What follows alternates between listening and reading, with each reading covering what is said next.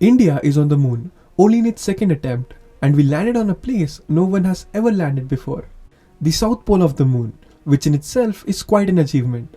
फिलहाल चांद पे सिर्फ 4 देश सक्सेसफुली सॉफ्ट लैंड कर पाए हैं, यूएसए, सोवियत यूनियन, चाइना और अभी India.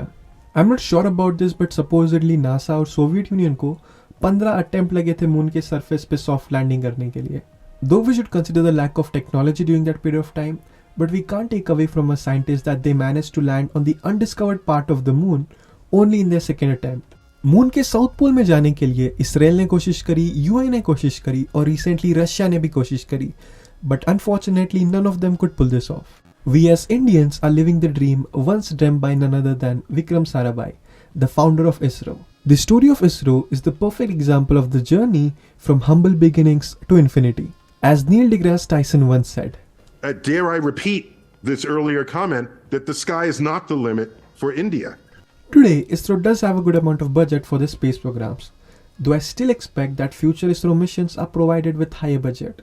But there was once a time when with limited resources we had infinity to achieve, and this ambitious nature of a scientist kicked off India's space program, the Indian Space Research Organization, ISRO. In 1975, our first satellite Aryabhatta was launched in space, thanks to Vikram Sarabhai, U.G. Rao, who had earlier worked in 2 satellite programs of NASA, and Soviet Union, who helped us in launching a satellite to space. Sadly, Aryabhatta सिर्फ 5 दिन तक काम कर पाया until we lost communication with it. But this was our first step into space exploration. In 1980, we were able to launch a satellite to space with our very own rocket SLV-3. Our scientists have always been ambitious, and this nature of theirs was responsible for our very first rocket launch. The parts for India's first rocket launch, SLV-3, were carried on bullock carts and bicycles. Thanks to the British for whatever they did to our country, especially to its wealth, but unfortunately they couldn't do anything about the Indian mind and spirit.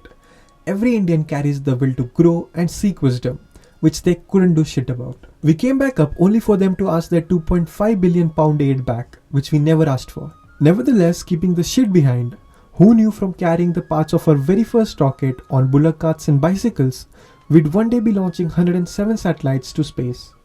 Coming to the major achievements of ISRO, Chandrayaan launched in 2008, an orbiter around the moon, which discovered water on the South Pole region of the moon, along with lots of minerals and nuclear elements. This was a monumental discovery and a huge achievement for ISRO, catching the eyes of countries around the world.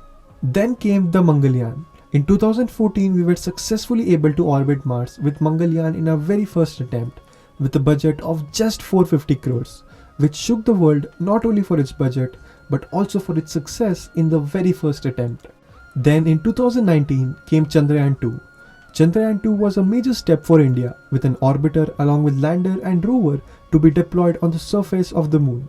The following mission was unfortunately a partial success. We were able to successfully orbit the moon, but due to a software glitch and malfunction in the boosters, just 2 kilometers above the surface, the lander crashed.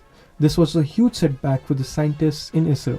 It's genuinely very hard to come back from a failure, seeing that the things you had relentlessly been working on falling apart in front of your eyes. We could feel the pain of K. Sivan sir, but our scientists have Indian blood running in their veins. When Vikram Sarabhai and Dr. APJ Abdul Kalam could do it with nothing, we still had something to be a part of everything.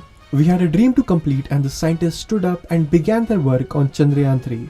After 4 years, on 23rd August 2023 at 6:04 p.m, India did the impossible. Chandrayaan 3 successfully landed on the south pole of the moon, and India became the first country to do so.